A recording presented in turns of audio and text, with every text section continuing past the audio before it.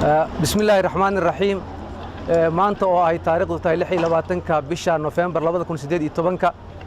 shirkan jaraa'id halkaan ku qabanayno oo ururka saxafiyiinta qaranka Soomaaliyeed ay ku qabanayaan waxaan uga hadlaynaa laba arrin oo waaweyn oo muhiim ah isla markaana walaac weyn nagu haya tan koowaad waa wariye muddo toddobaad ku xiran magaalada Muqdisho oo 20kii bishan ay ciidamada dawladdu xirteen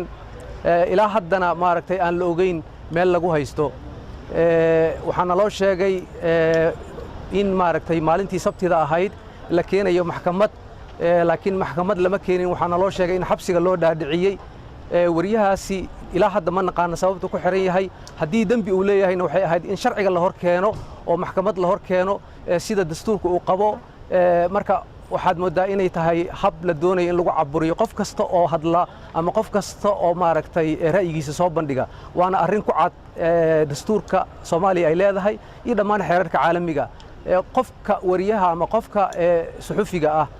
waxaad moodaa in loola dhaqmayo si aad u adag marka ma naqaan sababta loo xiray ilaa haddana loo haysto xabsiga dhexe loogu dhaadhiciyay iyadoo wax maaragtay maxkamada aan la marsiinin Nuur Ismaaciil maaragtay Sheekh oo kamid ah wariyaasha Soomaaliyeed waxaa noo yimid oo cabasho ay nooga timid waalidkii dhalay waxa hadda halkan nala joogo hooyadii dhashay oo maaragtay sheegtay xataa in loo diiday in la arko waxaad moodaa in wariyaasha ay dadka wax qoraal loola dhaqmayo sidii qof maaragtay gacan ku dhigle oo kale oo xataa waalidkii loo diiday muddo toddobaad inay arkaan marka arrintaasi waxaad moodaa in ay tahay arrin walaac weyn ku haysa saxaafadda Soomaaliyeed isla markaana caburin ku ah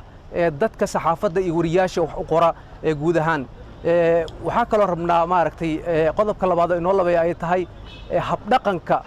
xukuumadda hadda jirta uu ra'iisul wasaaraha ka yahay ra'iisul wasaare mudane xasan cali khayre waxaan dhihi karnaa muddo sanado badan waa xukuumaddii ugu qallafsanayd ee soo marta saxaafadda Soomaaliyeed waxay ula dhaqmaan hab adag ma dabagalaan kuwa wariyaasha dhibaateeya waxaad ogtihiin in 15kii bishii Oktoobar ama bartamihii sanadkii bishii Oktoobar haddana soo dhaaftay wariye la yiraahdo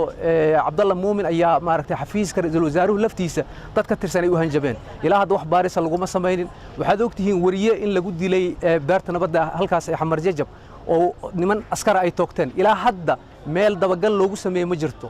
xukuumadda wax dabagala iyo wax war ay ka keentay malaha sida suuragal u tahay wariye shaqo nin ku jira booliis oo shaqo ku jira in la yiraahdo lama garanayo qofkii wariyaha dilay waa arrin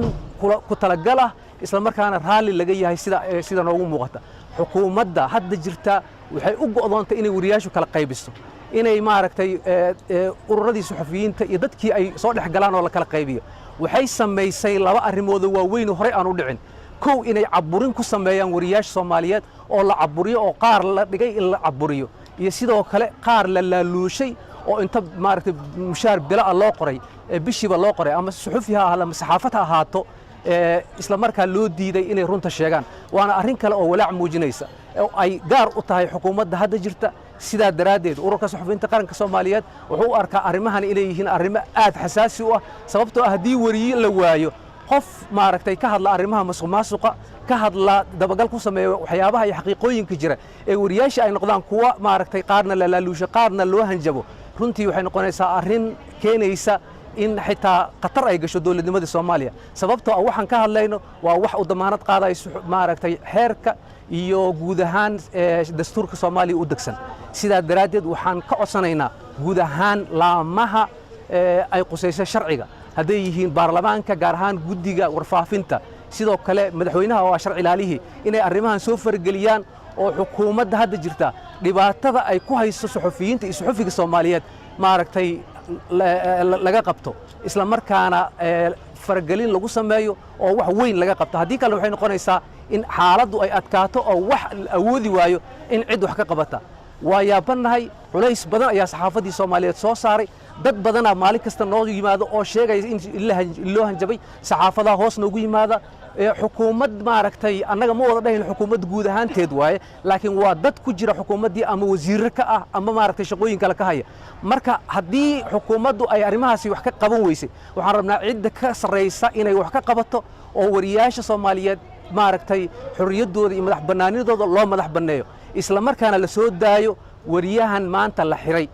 maaragtay toddobaadka iska xiran wax sharci uusan ku xirnayn sababtoo ah wariyaha haddii sharci loo hayo oo ma dambi lagu haysto hal keena maxkamadda laakiin ciidan maxkamad la keenayn waxay u muuqataa inay tahay jujuub waana hab muddaba la soo waday oo la doonayo in saxaafadda Soomaaliyeed lagu cadaadiyo saxaafadda Soomaaliyeed waa ku celinaya maanta waxay ku jirtaa meel khatara waxaana u sababa xukuumadda hadda jirta sidaa darteed qof kasta oo maaragtay Soomaaliya waxaan u sheegaynaa in aanay adkaan doonto in saxaafadda Soomaaliyeed wax shaqo ay qabato oo ay noqon doonaan qaar la ragaadiyay iyo qaar la laaluushay meel maaragtay saxaafadda Soomaaliyeed la isku haleeyana ay awoodi wayso haddii dhibaatada hadda jirta laga dulqaadi waayo intaas uu ku saabsan yahay shirkeena jaraa'id aad iyo aad u mahadsantiin wiilkaasna asoo libisan oo shaqadiisa u dareeraa ugu dambaysa